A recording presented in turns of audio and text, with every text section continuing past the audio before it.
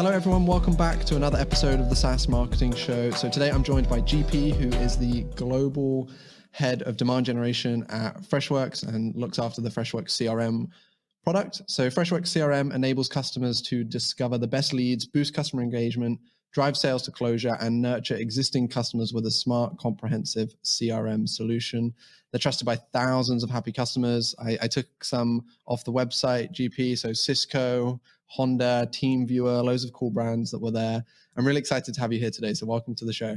Thank you for having me, Dylan. Yeah, no problem. So today we're going to talk about something that I think will be very interesting. So we have the topic set of how Freshworks CRM use storytelling to hit a $32 CPL for enterprise prospects. This is something that I'm actually pretty excited to discuss with you. And I'm sure we have a variety of different kind of SaaS companies and founders, marketers that listen to this. Some super early stage, some more enterprise focused. I'm very interested to dive a bit deeper into enterprise prospects and how you guys are focusing around that. Before we do that, maybe you give a quick overview as to a bit more about yourself and your team at Freshworks CRM. I know that a big portion of listeners actually to the SaaS Marketing Show will be aware of you guys already. We have a lot of listeners in the Indian SaaS space too. We've had people like ChargeBee on the podcast in previous times, lots of great companies there. So I know that my gut is telling me probably 75% of people listening to the show will know who Freshworks are, but maybe just from a top level for anyone that doesn't, give a quick overview to Freshworks and Freshworks CRM. I think it'd be a great place to get started. Sure. For those of you who don't know, Freshworks is a B2B SaaS company, and we market customer experience and employee experience solutions to both small businesses and mid-market and enterprise accounts. And we are growing. So we have about 3,000 plus employees across the globe, and we have offices in San Mateo, Berlin, and Chennai in India, where there is a large team that sits above. Awesome. Yeah, thank you. And so we're going to talk specifically about the enterprise prospects and how you guys have been using storytelling to hit this $32 cost per lead. But before we get to that, from a Freshworks CRM perspective, what's the breakdown of how many customers are enterprise versus smaller? What does that look like? Yeah, it's a great question. So for Freshworks CRM, a majority of our customers are small enterprise, and commercial is something we define as 250 to 500. But we have seen a lot of traction even from enterprise accounts. And that really gave us the confidence over the last 1 year to go all out and spend dollars in terms of marketing to those customers and getting even more prospects on board. So heavily skewed towards small business and commercial, but we see very high velocity moving into enterprise. Okay, cool. That makes sense. And what is your marketing team like? What does the team around you look like? Because I know, as you touched on earlier, the sheer size of Freshworks is a huge business. So maybe carving down into Freshworks CRM and then your team, what does marketing look like for you? Sure. My marketing team is divided into two broad pods. The first is the team that markets to SMB, and the second is one that markets to mid-market and enterprise. And the reason we have them divided in such a way is because the go-to-market motions are fairly different. The former is heavily inbound-led, the latter is primarily outbound-led. And therefore, the skill set, one would assume, is also fairly different. In my team, I have people who lead content marketing. Then there are campaign managers and campaign specialists. And then there are sales enablement specialists who work closely with the SDR team to enable them to sell better. In fact, the KPIs of both these teams are also different. My SMB team is responsible for driving trials and signups. And my mid-market team is responsible for generating marketing influence pipeline. Got it. That's cool. And that makes sense because one thing that's coming up more and more in kind of enterprise focused conversations, like you and I were just talking before we hit record about another SaaS podcast that I would recommend people listening to this check out if they haven't done so already, which is Chris Walker from Refine Labs, their podcast. I think it's called the Demand Generation Show or something similar. So he talks about this a lot on his show about how he truly believes that marketers should be more focused towards closed won revenue or pipeline generated rather than just the top level metrics of how many MQLs or ebook downloads have happened and stuff like that. I know it's not always quite as simple as he frames it, because I know that the way Chris frames it sometimes is very much focused on, I don't want to say trying to get a reaction from people, but I know he likes to take a very firm stance, right, in order to generate more conversation.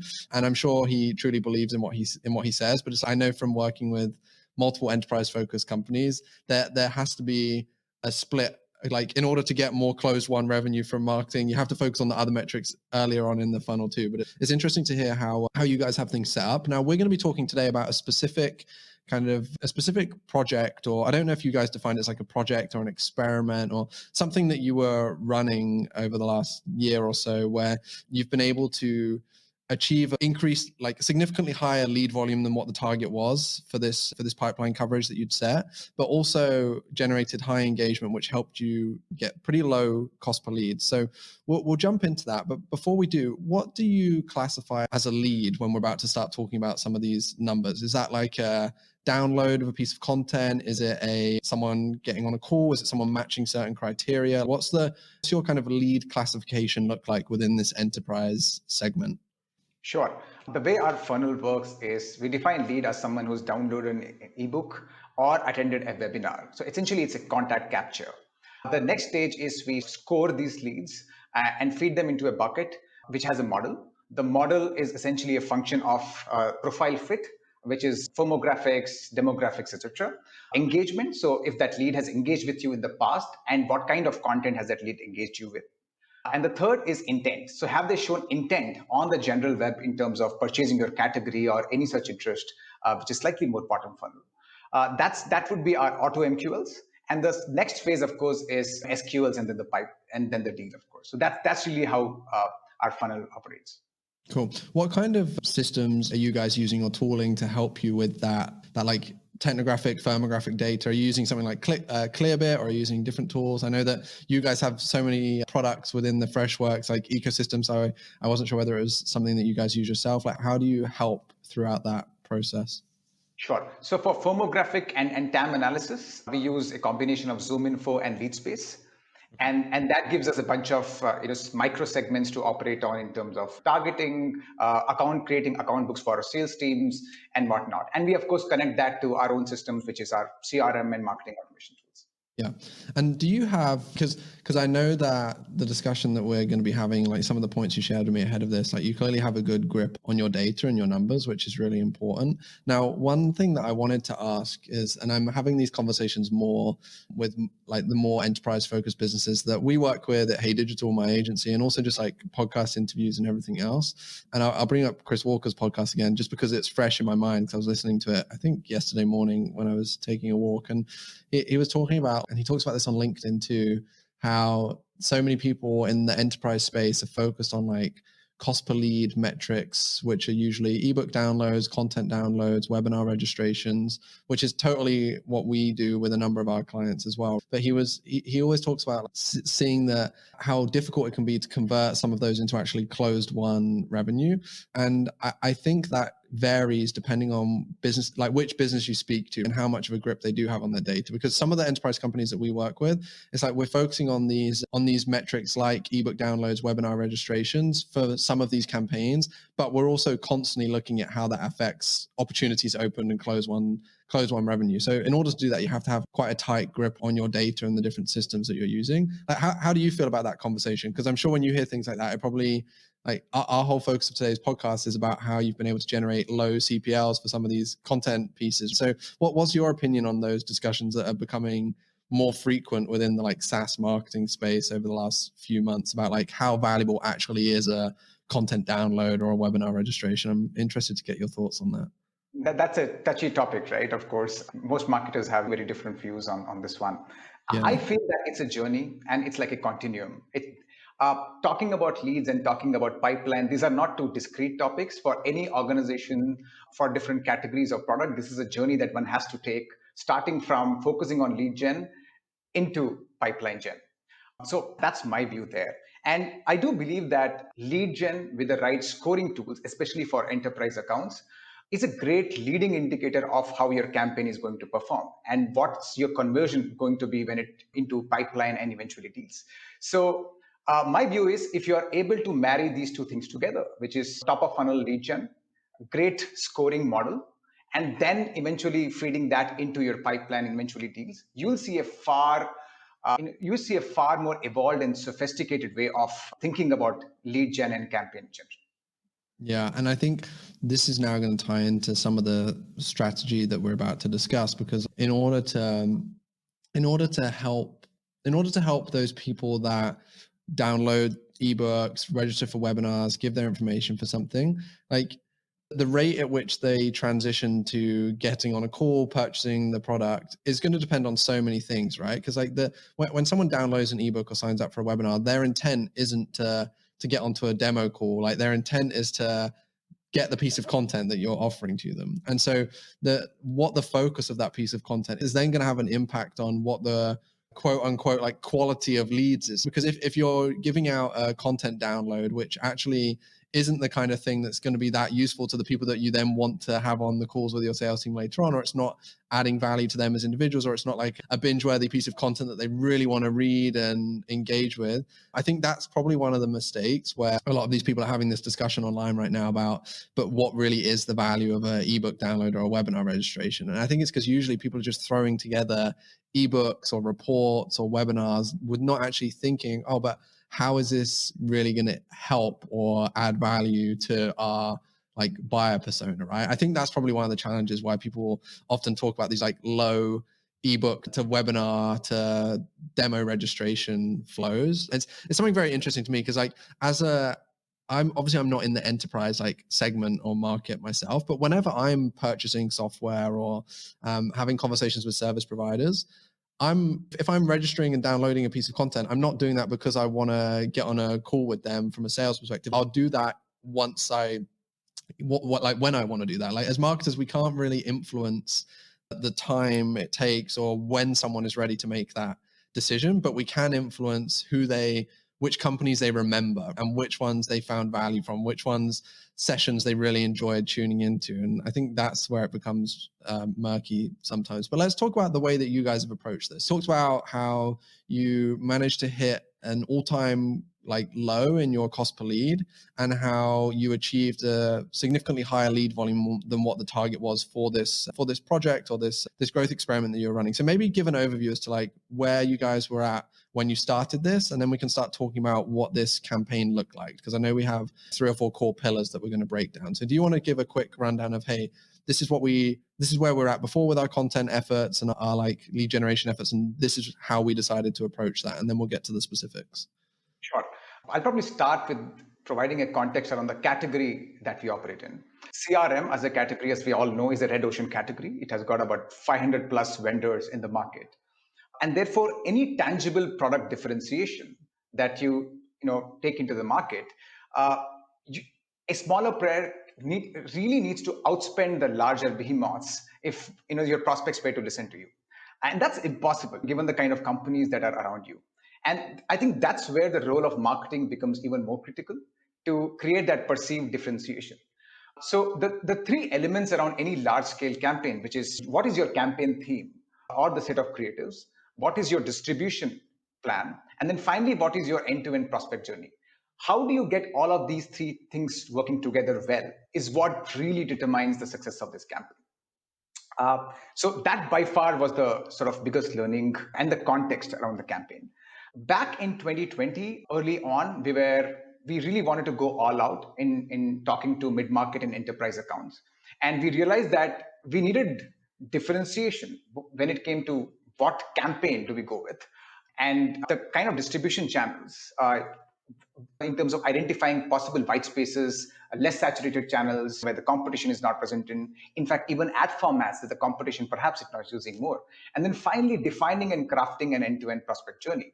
That was really the context. Our ambition and aspiration was to go after mid-market enterprise accounts. Clearly, what they needed was very different from what small business customers would need.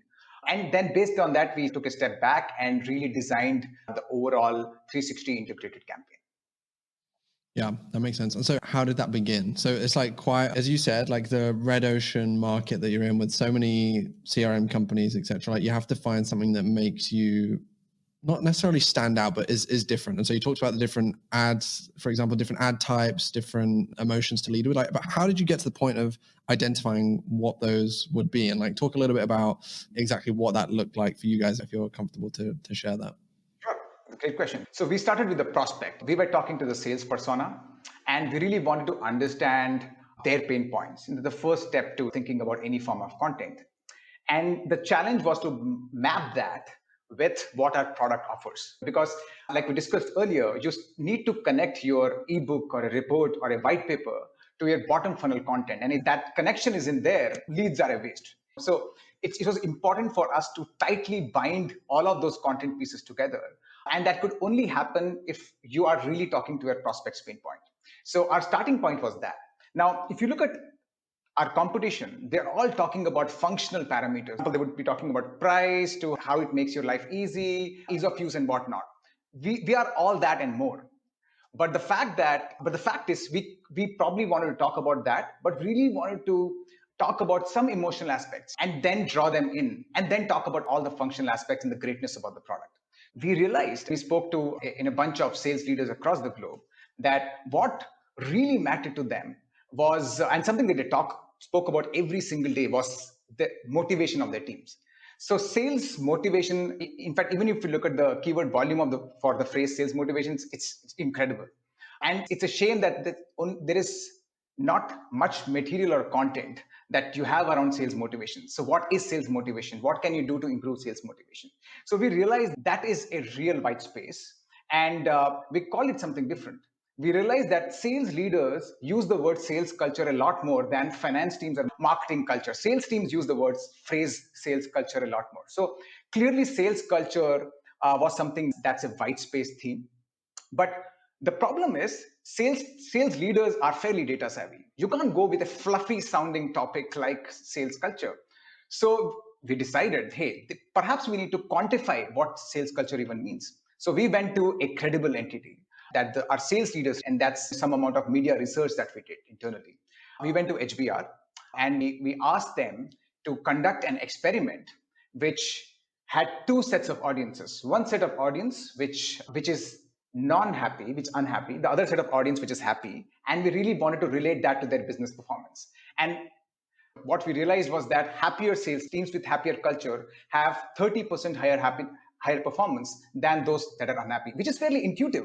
But the fact is, this report really broke down what sales culture really constitutes in terms of numbers. And it was HBR. So that was our core piece of asset and the theme we made the campaign around. And everything else was almost like a concentric circle around it, which really built the campaign and its different legs. Yeah, that makes sense. And so how did you then take from this, I don't know whether you want to call it like a pillar piece of content, but this huge piece that everything was centered around, what were the next steps after that? Because I know we're going to talk about how you guys created this like binge-worthy content experience, you called it, right? Like creating multiple different assets. Like what do those assets look like? What were you focusing on? Because I know that you focus on shipping a lot as well. So how did you go about that process? What did that look like for you guys? Sure. What we realized early on was if we had to net a prospect or a visitor to our campaign landing page, we should make them consume a lot of that content, perhaps even get them coming back. And therefore, our content plan was based on that. So we decided that we need to educate our audience, we need to entertain them, we need to perhaps inform them. And then clearly, because you and I learn so differently, you might be a visual learner, I might be a text learner. So we had bunch of videos from sales leaders and experts around the globe talking about how they have built happy sales teams and happy sales cultures. And then we had the HBR report, which is like a survey, detailed in-depth survey. Then we had interactive quiz. Let's say a millennial sales rep wouldn't really want to read a HBR survey. They are happy taking a 5-question quiz, which gives them a personalized report on what they could do to create their own happy sales team. So very different, varied formats, different kinds of content. I think when we launched the campaign, I remember we had about 16 to 17 pieces of content. And then we kept adding content pieces because we wanted that audience to come back every single week. In fact, one of the standout metrics, it was a nice leading metric to know, was that after a period of 2 months, 25% of the audience came back. So our percentage returning visitors to that campaign landing page was 25, 26%, which was a fairly healthy number for a mid-market audience where you're spending a lot more to get them to your webpage. Yeah, that makes sense. Step one. Step two was designing an end-to-end journey. There is this huge debate around gating and ungating as well, as we know, right? And when you have 16 assets, you can't have them drop their contact details for every single of those assets. So we decided to choose a platform so once you have shared your contact details, the rest of the experience is absolutely seamless, even when you return. So I think the choice of the platform and curating that end-to-end journey became even more important. Number two. The third and the most critical piece was this metric that we devised, which, for the lack of a better phrase, we called it depth of engagement per prospect, which is because you have all these visitors coming to your campaign landing page and choosing to consume different forms of content, what is the average number of content pieces that a prospect consumes? I think that was super critical for us to know, because that ultimately decided on how qualified that lead is when we scored them, and eventually what proportion of them progress to pipeline eventually deals. So that was the sort of overall plan that we had in mind before we started off. Awesome. Yeah, I have a couple of questions that I want to ask you. So, what was the platform that you guys built that kind of content experience out on? Because I think that's going to be interesting for people listening to this. So it's a product that we work with. It's a company called Paperflight. They have this platform called Clever Story. And this is the first time we tried using that platform because it really fit our needs, and our timeline was fairly tight, and we just loved the experience that they provide.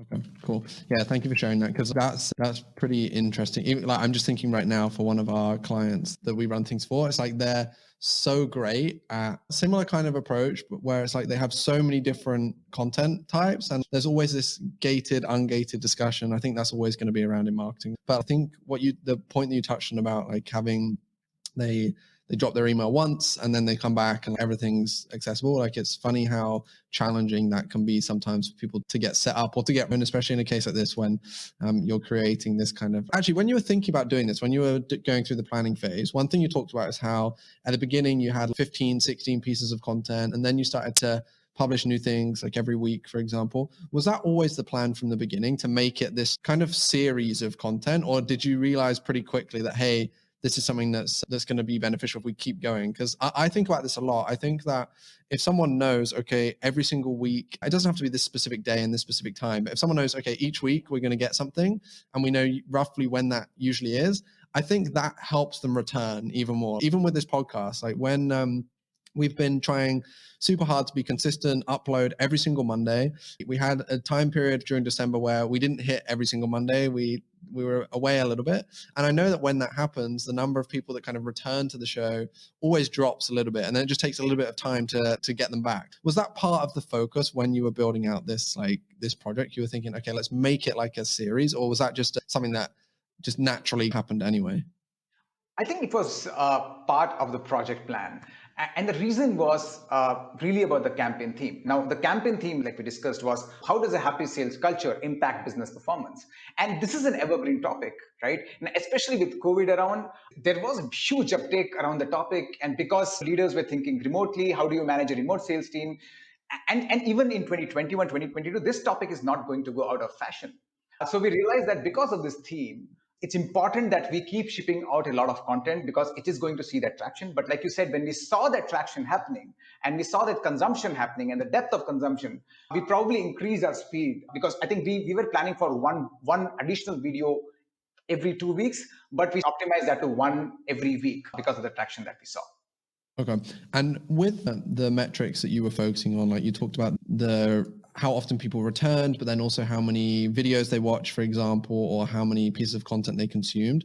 Like I know what you guys, like what you and your team are like. I'm assuming that you were probably pretty active with how you were then using that data, right? Were you building out different ad campaigns for people based on the types of content they consume, the volume of content they consume? Was the sales follow-up process adjusted based on that? I would love to hear a little bit about that, because I think that's one area where maybe not in 2020, I feel like maybe in 2019, the big like SaaS B2B marketing thing was everyone talking about how important personalization is. And so I'm not in one boat or the other. I think that personalization can be very powerful and very useful, but I think some people almost try and take it too far. However, what I see within the advertising campaigns that we're running for SaaS businesses is once we can become very segmented with our data, not just our like the data that we're using in terms of, okay, the different pages they viewed or the content they consume, but then also even the level of conversions that we have. So instead of just having sign up conversion and demo booking conversion, like having all these other conversions in the background too, like when we have that and we utilize that in our campaigns, performance becomes so much stronger. So how did you utilize the data that you were collecting throughout this in either ads campaigns, sales outreach? I would love to know a little bit about that too. It's a great question, Tilman.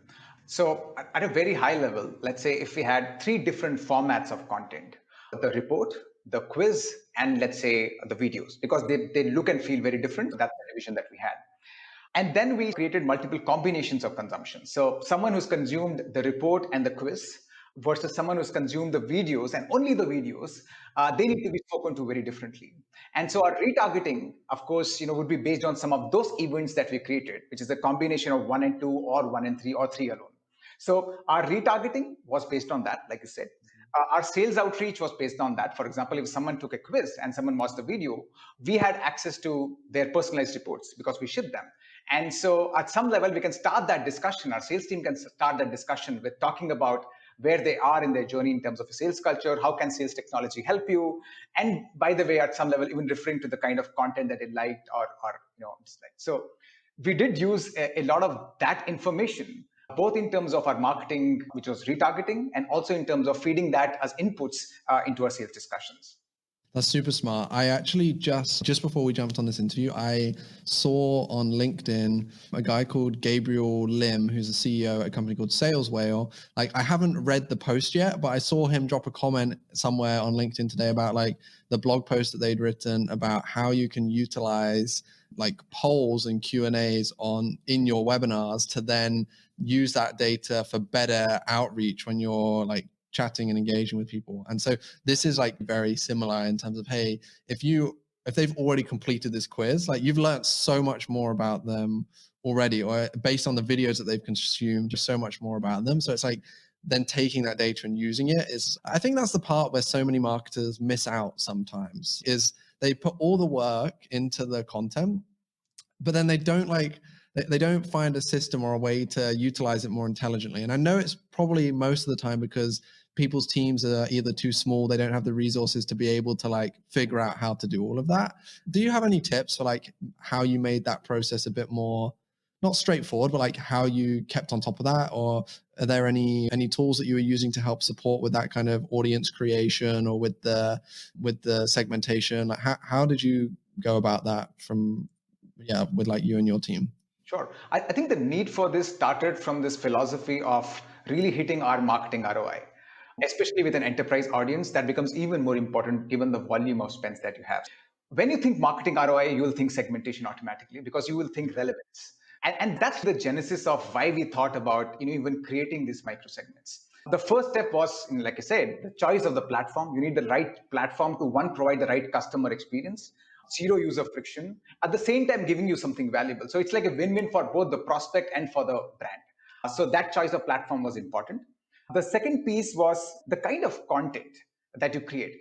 Oftentimes marketers blame channels and channels for the lack of great content, and that's not true. The content has a huge role to play, and channel can really complement that very well. So it's not an either or, it's an end, and we really want to sort of do justice to that. For example, we took use of LinkedIn chat, conversation ads. It launched, I think, during August or September.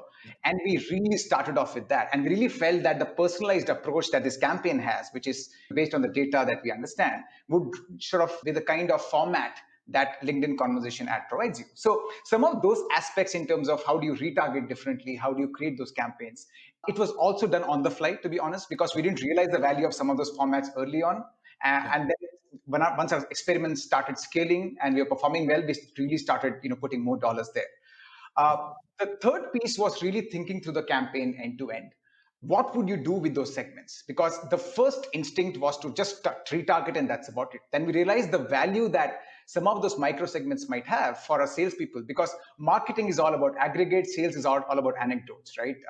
So it eventually became far more valuable to our sales team than it was for marketing. So these were the three, sort of discrete elements that we thought of before the campaign and even during the campaign. that helps. Okay. And you talked about conversation ads on LinkedIn. So we've talked about those a couple of times on the podcast too. Like, were they and are they like one of those channels that you discovered that's like working very well for you guys in these kind of content led campaigns? I'm interested because this is more a question I just want to know. I'm sure people listening want to know as well. But so we run experiments with conversational ads on LinkedIn for different clients, and to be honest, we see very varying levels of success. I think it's been very interesting to me how I wouldn't say we've yet figured out a process of, hey, this is the kind of conversational ad campaign that we know is going to work. Like on our other campaigns on Facebook, on LinkedIn, on Google, it's like we have systems and processes where we know, okay, if we launch a campaign like this, like the chances of it working are pretty high. With conversational ads, we're still figuring that out because sometimes they'll perform extremely well and sometimes they'll like nosedive. So is that one of the kind of pillars that's worked super well for you guys, or what's your experience been like with those?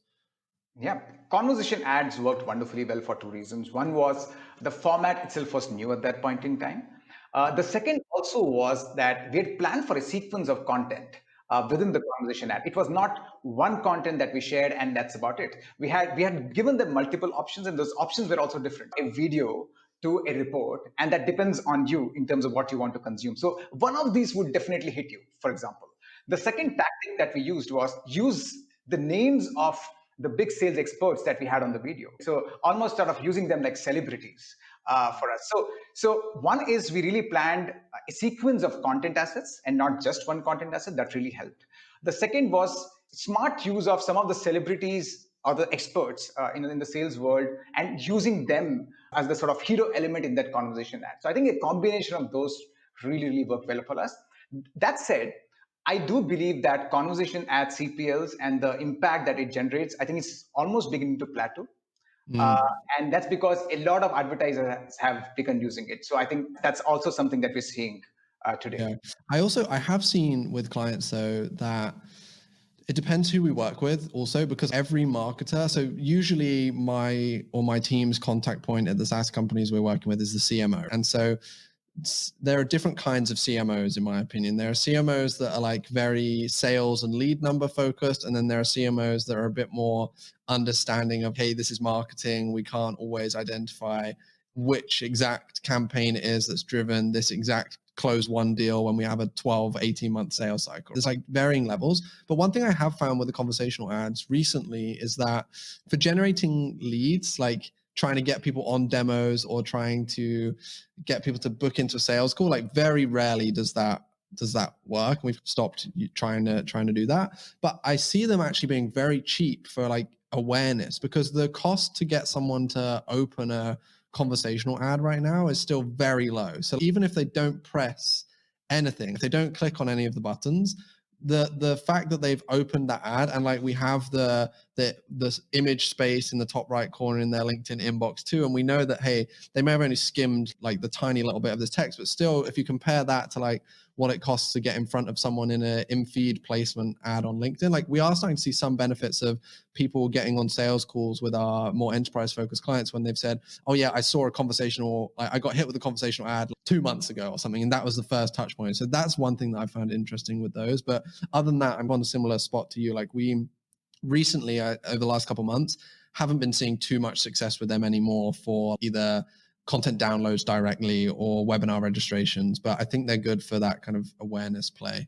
Okay, I'm going to I think we should start wrapping things up round about now. GP, is there anything else that you wanted to cover that you haven't shared just yet? I think this has been super insightful for a lot of people who are going to be in a similar spot to either you or people who are working in marketing enterprise businesses now. I think a lot of people think that just because they're marketing to an enterprise segment, they have to take this outdated approach of just focusing on one ebook or one white paper and not thinking about it from a whole project perspective. And I like the way that you frame this and the way that you do that. But yeah, if there's anything else that you feel like, hey, this is one thing that I haven't said yet that I really wanted to get across, feel free, because now would be a good time. Sure. I'll probably reinforce my point about how content and media should interact in a different way. We spoke about the leading metric for this campaign, which was depth of engagement per prospect. Yeah. Now, it completely redefined the way we even approached distribution, for example. Now, we realized that if this is our leading metric, we need to optimize our channel performance differently. We need to reallocate budgets to different channels differently. And we also knew that because this audience is engaging more with us, our score for those leads is also improving in the back end. So I think at some level, if you're able to plan your campaign and pull together your assets and have a leading metric like this, it really informs your channel planning, channel budgeting, and eventually, how those leads transpire down the funnel really, really well. Yeah. What was the last question from me? What was the channel? Or it doesn't, maybe there wasn't one specific channel. I don't know, but like, what was the most successful kind of approach for you guys to, when you look at the metrics, when you look at the data, when you look at, okay, the people that on average either return the most times, consume the most content, were there patterns in terms of, okay, they were coming from LinkedIn, they were coming from Google, from Facebook, or did it just vary? Because I know that there's not always a straight answer. Hey, LinkedIn was the best platform, but I am interested if there are any kind of anomalies or key things that you could share there. Yeah, sure. So we invested in a couple of platforms. One was LinkedIn, the other was DV360. And we realized that DV360 worked very well for us when it came to retargeting, not during the first visit, as one would imagine. And the frequency exposure on display was also far higher because it's such a cluttered space. With LinkedIn, we got a lot more success in the first visit. I think that was one big distinction that we had.